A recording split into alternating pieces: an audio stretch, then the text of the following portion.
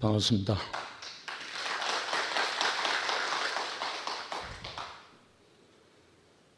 외식이라는 말이 나오니까 저는 자동으로 금식이 나옵니다. 외식은 왜 나왔죠? 잘못 먹어서 나왔잖아요. 그렇죠? 먹을 걸 안 먹고 안 먹어야 할 걸 먹었기 때문에 외식이 나왔잖아요.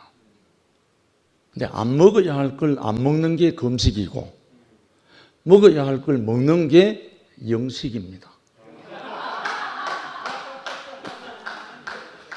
제 이름 괜찮잖아요. 사실 이 내용 중에 독사의 자식들 하는 말이 한 번도 안 나오네요. 형제 자매들에게서. 성경 속에만 독사의 자식들 하는 말이 있는 줄 알겠죠? 제 사전에 있었습니다. 제가 이 복음을 받고 난 다음에 생명에 대해서 눈이 열리고 선악에 대해서 눈이 감겨지면서 한 형제를 만나서 이 복음을 전가하는데 그 형제는 브래들리 처치에서 나온 형제예요. 지방교회. 그런데 제가 이 복음을 말하면 할수록 미꾸라지처럼 빠져나가는 거예요. 미라 대충 감 잡겠지. 이 말씀을 하면 조리로 빠져나가요. 이 말씀, 그거는 제 경험을 말한 거예요. 그 형제예요. 이렇게 하면 저런 말하고.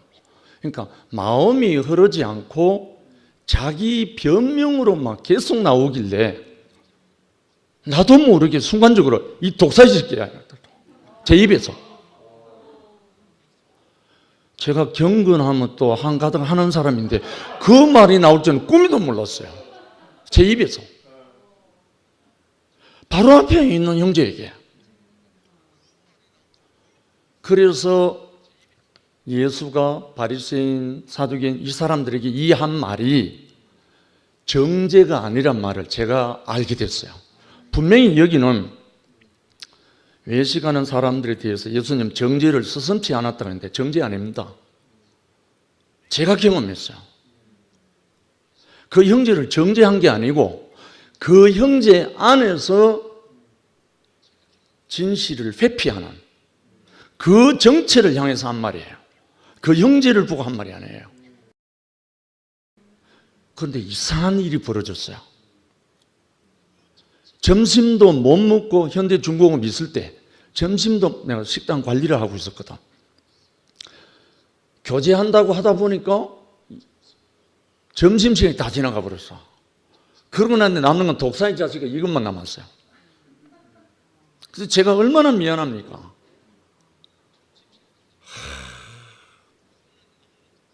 뱉는 거 담을 수도 없고 정말 나는 그 말 할 줄 생각도 못 했는데 그 말을 했어요. 그런데 이 형제 입에서 무슨 말 나온지 알아요? 말을 왜 하는지 조금은 알 것 같습니다. 이렇게 하는 거로. 내가 놀래버렸으니까 그 말을 듣고 뭐라 했어요? 그러니까. 왜 그 말을 하시는지 조금은 이해가 됩니다 하는 거예요. 그로부터 제가 다시 사무실로 돌아가서 이 형제 보고 다시 사무실에 가서 이 자리로 다시 오라고. 제가 주방장인데 시켜서 한 상 잘 차려놓으라고 부탁해놓고 다시 돌아왔어요. 돌아와서 이 형제하고 식사를 하면서 제가 다시 했어요. 지금 형제가 돼 있다니까요. 지금 몇 년입니까 벌써? 30수년이 지났는데 지금도 먼저 그 형제가 내인데 먼저 연락이 와요. 계속. 정희 형제라고 하는데 지금 울산과학대학교 교수로 있어요. 그런데 이거는 정죄가 아니거든요. 생명에 대한 어떤 반응이에요. 반응. 그런데 오늘 가장 중요한 걸 좀 빠뜨리는 것 같아요. 본성이 달라서 그랬다고 했잖아요. 하나님의 본성과 사람의 본성이 달라서 외식한다 했잖아요. 그러면 하나님의 본성이 사람의 본성으로 치환만 되면 되잖아요. 그거 어디 나와요? 이 말을 독사의 자식들아 하고 이렇게 할 때는 예수가 십자가 가기 전이에요. 부활하시기 전이라고요. 그러니까 예수도 참지 못해서 그렇게 했겠죠. 그런데 예수가 부활하신 후에는 이런 말도 안 하지만 한마디도 음성을 높이거나 한 번도 사람을 정죄하거나 전혀 없어요. 부활한 예수는 그야말로 하나님 당신 자신이 되어버린 거예요. 그러면 부활하신 예수 안에는 하나님 본성만 있는 거예요. 하나님 본성만 있는 그분이 마가 다락방에서 제자들에게 한 말이에요. 숨을 내쉬며 가라사대 성령을 받으라. 숨을 내쉬며 가라사대 성령을 받으라. 성령이 뭐죠? 하나님의 본성입니다. 하나님의 영입니다. 예수의 영이고요. 부활의 영이고요. 진리의 영이고 아버지의 영이고, 그래서 성령은 하나님의 깊은 것이라도 통달하시느니라 합니다. 그런데 우리 교회에서 성령은 뭐가 됐죠? 금기어가 됐어요. 오랜 세월 동안. 성령을 근심케 하는 교회였습니다. 저도 엄청나게 고민 많이 했었습니다. 그런데 하나님의 본성이 사람의 본성으로 치환만 되면 외식은 사라져요. 그 생명이 그 생명이니까.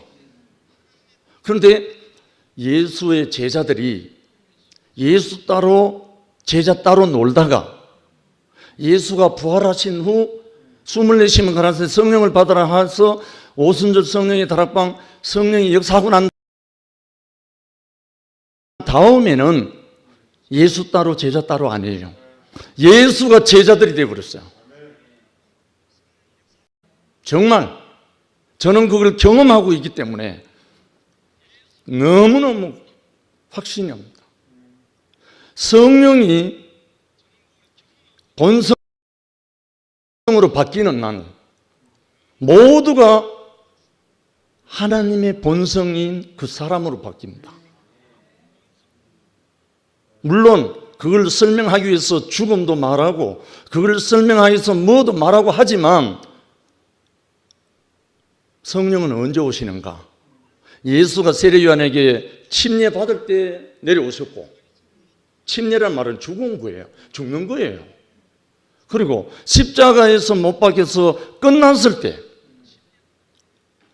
때 휘장이 둘로 찢어 살리는 영으로 그리스도로 부활하셨잖아요. 결국은 성령은 멀리 있는 분도 아니고 낯선 분도 아니고 이상한 것도 아니고 귀신스러운 것도 아니에요. 예수의 영이라니까요. 지금 우리가 볼지어다 내가 세상 끝날까지 너희와 항상 함께 하겠다는 분이 누구냐? 성령이에요. 예수의 영이라고요. 그분이 우리와 함께 할 때 예수는 그 자신이 되어서 우리와 함께 하신다는 거예요. 그게 임마누엘이잖아요. 오늘요, 제가 저를 눈물 흘리게 하는 한 자매가 전화가 왔었어요. 그 전화를 받고 제가 한없이 울었습니다. 요즘 교회 안 나온대요. 여러 가지 충격을 받아요. 그런데 아멘 인생 유튜브를 보다가 오라버니의 말씀을 몇 번 듣는데 잃어버렸던 웃음을 찾았대요. 그러면서 자기 엄마 아빠 외에는 처음으로 혈육의 오라버니를 찾았습니다 이러는 거예요. 눈물이 팍 쏟아지더라고요. 나이가 많아서 오라버니가 아니고 그 생명의 떨림이 자기에게 밀려오니까 정말 오라버니라고 부르고 싶어서 전화했대요. 졸지 제가 오늘 여동생, 생명의 여동생을 하나 만났습니다. 우리 안에 그 무엇도 문제가 아니고 외식과 금식의 차이는 뭔가? 외식은 안 먹어야 할 걸 먹었고 금식은 먹지 않아야 할 걸 안 먹는 게 금식입니다. 그러면 뭐가 되는가? 영생이 되는 거라. 영생. 영생은 하나님의 생명이 함께 흐르는 거잖아요. 그거는 뭡니까? 생명나무의 열매잖아요. 그리스도. 이 세계가 이제 우리 안에 펼쳐지고 있습니다. 이 행진이 뭐냐? 죽음의 행진이라고요. 오직 살리는 향기, 너희는 그리스도의 향기니, 이 향기가 온 사방팔방 대면으로도 비대면으로도 유튜브로도 곳곳에 흘러가는 걸 지금 계속 목도하고 있습니다. 힘내십시오. 정말 하나님이 이 사태는 이 목사님 책임 아니고요, 신모티 전사들 책임 아닙니다. 하나님이 일으켰습니다. 하나님이 목적이 있어서 이렇게 허락하셨습니다. 주님을 찬양합니다.